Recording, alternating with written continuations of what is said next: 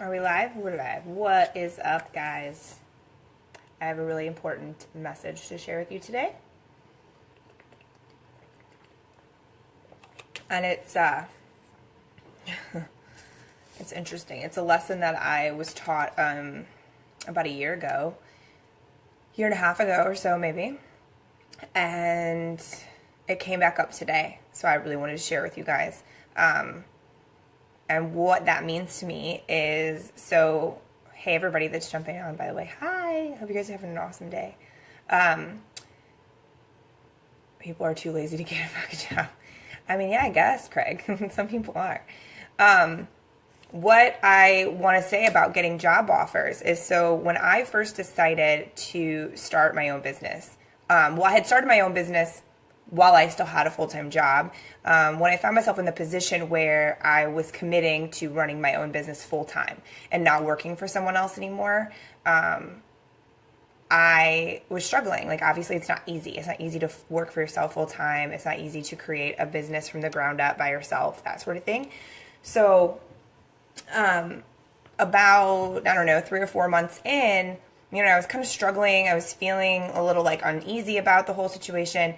And then I got like 4 people in the automotive industry. For those of you who don't know, I used to run auto body shops.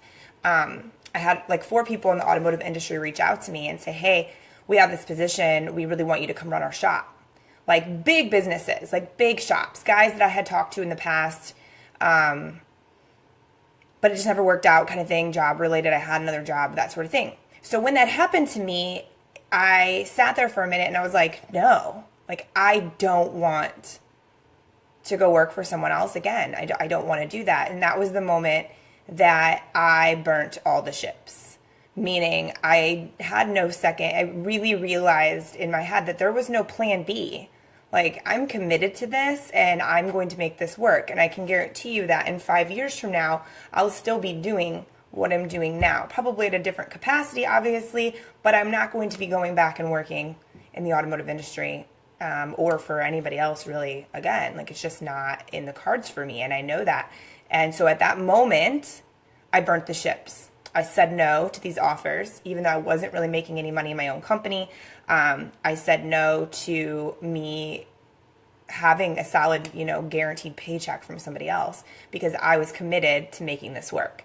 And it was a really scary but invigorating feeling and empowering feeling to realize that this is it, I'm committed and there is no other option, right? So that was a really big turning point for me in my business and in the growth of my business at that time. So it was really, really awesome.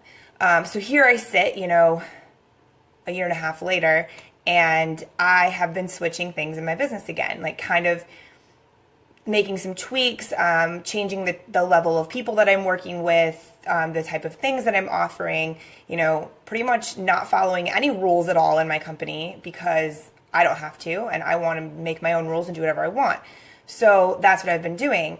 And this past 2 weeks, I've had some resistance. There's been a lot of things coming up and different things popping into my space to try to hinder it or hold me back. And I see those as tests. As things that will test me and okay, are you really committed to this? Are you really serious about this? Because we're going to throw a little hiccup in your plans and see if you continue moving forward. And if you continue moving forward and staying committed and dedicated to it, then obviously you really are. And then, you'll get there. That happens to everybody when you decide to make that type of commitment. It happens where you're you get tested. Are you sure? Are you sure you really want this? Because this is outside of your comfort zone. So here I am again, continuing to get outside of my comfort zone, and I'm getting this resistance. So today, I had a phone call with a gentleman that I used to do business with, that him and I are working on a charity event together, blah, blah, blah. And in that call, he offered me a job. And was this would be such a good position for you. You would do so well. You could still do your own business, which I know better. I'm there's no way I could do my own freaking business still by doing this. No way. Anyway, so I was I really appreciate that, but, I'm really happy doing what I'm doing, and I'm not looking to take on, a full-time position for someone else. And he was like, oh no, I understand. And so then I get off the phone with him and I get an email from somebody else offering me a position or saying, hey, we have this position available. We think you'd be a great fit. Are you interested in coming in for an interview? Are you interested in having a conversation about it? And I was like, no, I'm not. Like, it reminded me of a few things. One, not a lot of people understand what the hell it is I do for a living. And I see somebody just ask that question, so I'll explain in just a second. So a lot of people understand. So them coming to me saying, hey, I have this job opportunity, to them, they're like, oh, I'm helping her out, right? Oh, Jamie's, struggling, which I'm not. But people think that because I don't have a day job that I go to in an office. So they're like, oh, I'm helping you out by giving you, this opportunity. And like, cool, like that's nice, thank you, but I'm good. Like, I'm really good, thanks. So it reminded me of that, and it reminded me of the fact that when you're leveling up and when you're getting uncomfortable, you're going to get that resistance from yourself, but you're also going to get those opportunities to take the out. What I mean by that is it's just like if you make an excuse, or like you have the ability to say like, oh, I'm not going to do that today because another thing kind of showed its head and it's an easier choice. In those moments, you get to make a decision on whether you stick to the game plan, stay dedicated to the uncomfortable thing that you're like determined to make happen, or you take the fucking easy way out. In that moment, in that decision, you're deciding. You're confident. You're making it concrete in your stance to yourself, to the universe, to everyone around you that this is it. Like, there is no other option. So you're confirming or should I say, reaffirming to yourself and to the universe that like, I appreciate the safety nets. Like, I really do, but I'm good. Like, I'm good. I don't need your safety net. So again, thank you. And it just reminded me that I'm on the right path. Like, if I'm going to continue to make myself uncomfortable and grow and go to these uncomfortable levels and rip off these uncomfortable layers of the onion and, expose pieces of me that I've never exposed before or that I hide a little bit, the more I do that and these types of resistance and these types of like job offers show up at my front door, all that does is justify to me that I'm doing the right thing, that I'm on the right path, that I'm moving forward enough. And the reason I wanted to share that with you guys is because a lot of people would look at that as, oh, maybe I should take this other job. Like, maybe that's what I should do because it's safe. And maybe I'm crazy for thinking that I should do this other job. And it's like, if you're looking at it in that way, it's such a scarcity mindset, and it's such a way of like holding yourself in fear and acting from fear, and you will always stand exactly in the same place that you are right now if you allow fear to control you. If you allow the comfort to control you.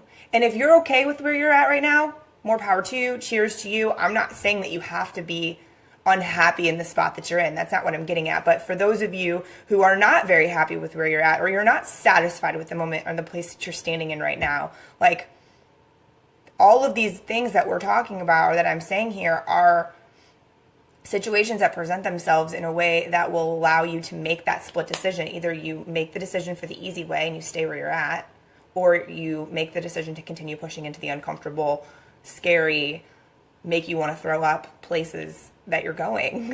And that's just really what it comes down to. And it's really invigorating. And it's one of those things that the more that you become aware of it, the more that you realize that when that happens to you, it's just a sign that you're on the right path and the right thing is happening. If you're getting those like opportunities to opt out, or those opportunities to take the easy route, like, that means that you're on the right path, because your subconscious is like, whoa, this is really uncomfortable. Whoa, like, this is really out of our comfort zone, out of weird. But when you're wanting to grow, getting out of your comfort zone is the freaking key. So you take that as a sign of, hell yes, I'm on the right path.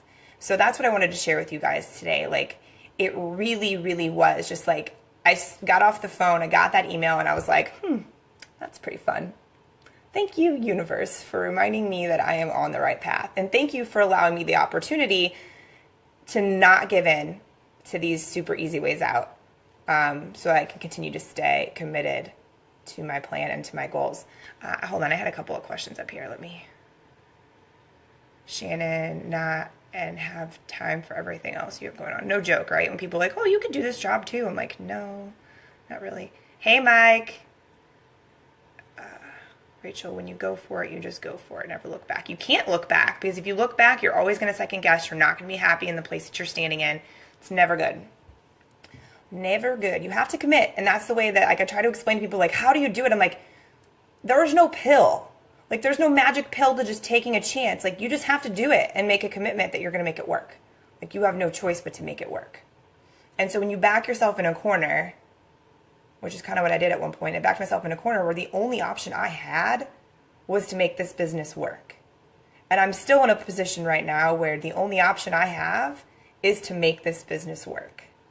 And now I'm on the mission to make it work completely and utterly on my terms, completely and utterly with zero rules, except for the ones that I make up, and completely in alignment, in true clarity alignment with who I am and why I'm here. So making those changes is just, it's pretty crazy. It's pretty incredible. I mean, I said crazy. That's crazy and incredible mixed together, in case anybody was wondering.